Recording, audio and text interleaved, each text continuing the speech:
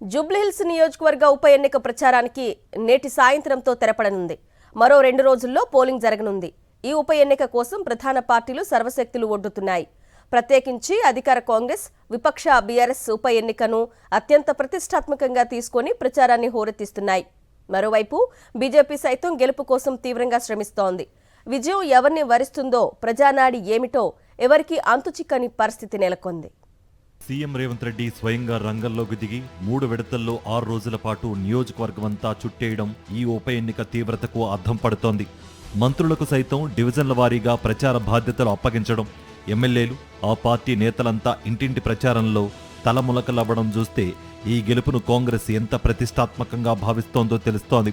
అయితే హైడ్రా చేపట్టిన సామాన్యుల ఇళ్ల కూల్చివేతలు, 6 గ్యారంటీల అమల్లో అక్కడక్కడా తలెత్తిన లోపాలు, అర్హులందరికీ రేషన్ కార్డులు పూర్తి స్థాయిలో అందకపోవడం ఈ ఉప ఎన్నికల్లో కాంగ్రెస్కు ప్రతికూల అంశాలుగా మారే అవకాశం ఉండొచ్చునని రాజకీయ పరిశీలకులు విశ్లేషిస్తున్నారు.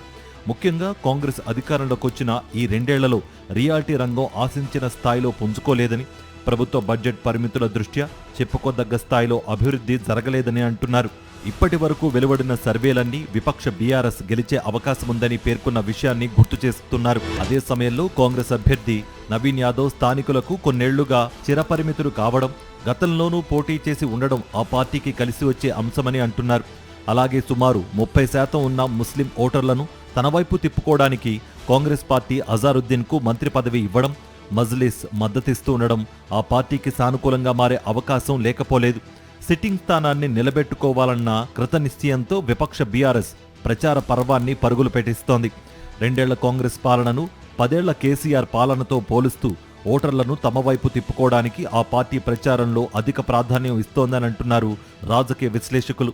ఇక బీజేపీ సైతం ఉప ఎన్నికల్లో సత్తా చాటేందుకు ప్రచారంలో వేగం పెంచింది.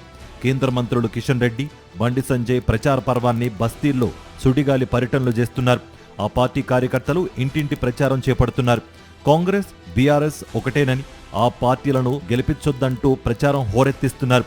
ప్రధాని మోదీ చొరవతో నియోజకవర్గాన్ని అభివృద్ధి చేస్తామని, తమ పార్టీ అభ్యర్థి దీపక్ రెడ్డికే పట్టం కట్టాలని కోరుతున్నారు కేంద్ర మంత్రులు కిషన్ రెడ్డి, బండి సంజయ్.